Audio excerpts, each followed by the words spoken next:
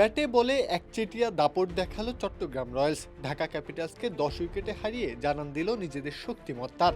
এই চট্টগ্রাম যেন বদলে যাওয়া এক নাম। আসর শুরুর অনাকাঙ্ক্ষিত ঘটনা ছাপিয়ে মাঠের খেলায় নিজেদের আধিপত্য দেখিয়ে যাচ্ছে প্রতিনিয়ত। আগে ব্যাট করতে নামা ঢাকা এদিন খেই হারিয়ে ফেলে শুরুতেই। সাইফ হাসান ব্যর্থ হলেন আরও একবার। এক উসমান খান বাদে টপ অর্ডারের কেউ পার করতে পারেনি এক অঙ্কের গণ্ডি। তানভীর শরীফুলদের বোলিং তোপে একের পর এক ব্যাটার যোগ দিয়েছেন আসা যাওয়ার মিছিলে। শেষ দিকে কিছুটা প্রতিরোধ গড়েন মোহাম্মদ সাইফুদ্দিন। দলের হয়ে সর্বোচ্চ 33 রান আসে তার ব্যাট থেকে। চট্টগ্রামের সেরা বোলিং ফিগারটা তানভীরের।